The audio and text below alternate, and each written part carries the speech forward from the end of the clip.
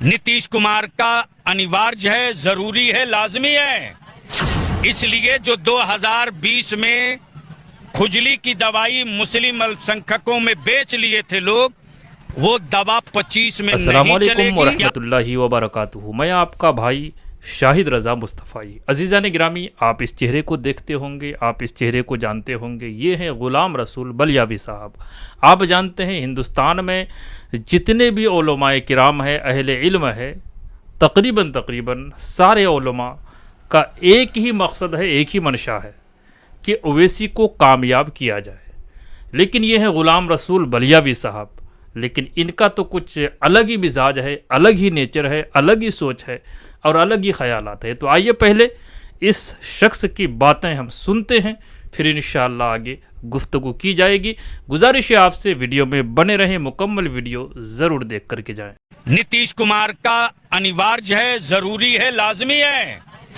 इसलिए जो 2020 में खुजली की दवाई मुस्लिम अल्पसंख्यकों में बेच लिए थे लोग, वो दवा 25 में नहीं चलेगी। क्या मुस्लिम, क्या हिंदू, क्या अगड़ा, क्या पिछड़ा, न क्षेत्र, न धर्म, न जात, न बिरादरी, केवल बिहार और नीतीश कुमार। थोड़ी सी मुसलमानों ने एनआरसी के नाम पर गलतफहमी नहीं पाला होता तो आज सदन के सदस्य होते।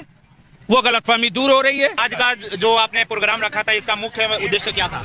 उद्देश्य क्लियर है कि 2025 का चुनाव का बिगुल बज चुका है और 2025 के चुनाव में पूरे बिहार की सभी जाति, सभी धर्म, सभी समुदाय, सभी कम्युनिटी के लोग के मन में सिर्फ दो ही बात है। पहली बात तो ये कि बिहार के मुख्यमंत्री नीतीश कुमार जी से बढ़िया सीएम पीछे कभी बिहार को नहीं मिला और वर्तमान में जो मुख्यमंत्री श्री नीतीश कुमार जी के किए हुए कार्यों की छाप है, क्या मुस्लिम, क्या हिंदू, क्या अगड़ा, क्या पिछड़ा, न क्षेत्र, न धर्म, न जात, न बिरादरी, केवल बिहार और नीतीश कुमार और विकास।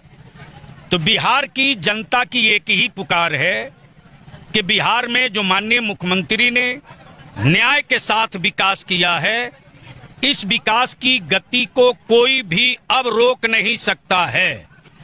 अब तक मुख्यमंत्री के लिए वोट दिया जा रहा था, अब तक व्यक्ति को मुख्यमंत्री बनाया जा रहा था, लेकिन बिहार की जनता को अब इसलिए जो 2020 में खुजली की दवाई मुस्लिम अल्पसंख्यकों में बेच लिए थे लोग, वो दवा 25 में नहीं चलेगी।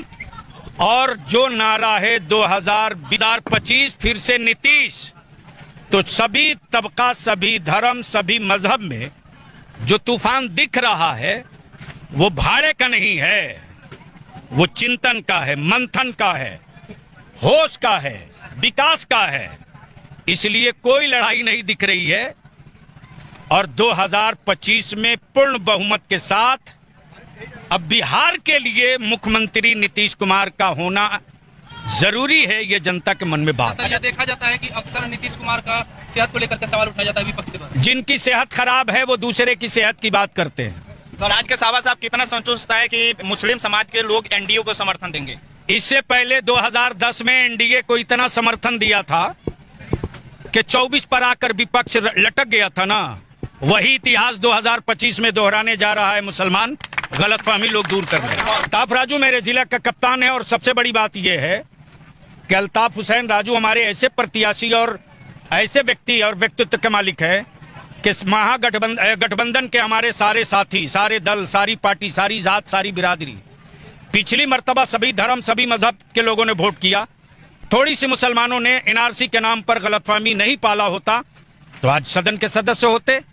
वो गलतफहमी दूर हो रही है। आने वाले दिनों में सुपड़ा साफ होगा विपक्ष का। जो बदलने की बात कर रहे हैं वो वही चाह रहे हैं कि फिर बिजली के तार पर कपड़ा सूखे। क्या बदलेंगे? स्कूल बदलेंगे, कॉलेज बदलेंगे, सिस्टम बदलेंगे, क्या बदलेंगे? 15 पैसा पर यूनिट किसानों को बिजली मिल रही है, देश में कहीं मिल रही है?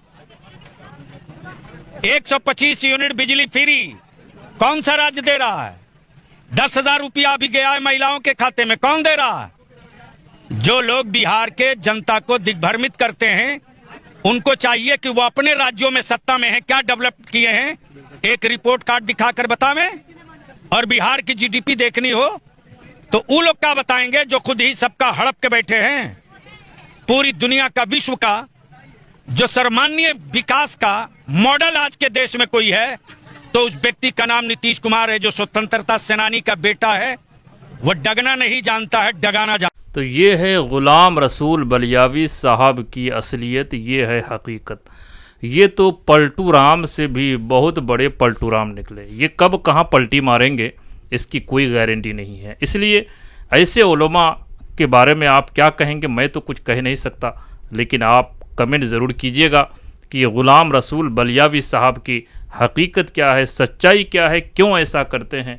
कभी ये मिंबर रसूल पर आकर के अल्लाह और उसके रसूल की बातें करते हैं और कभी इसे जो है राजनीति की तरफ जा कर के बीजेपी के समर्थन करते हुए नज़र आते हैं। भाई ऐसा क्यों करते हैं ये?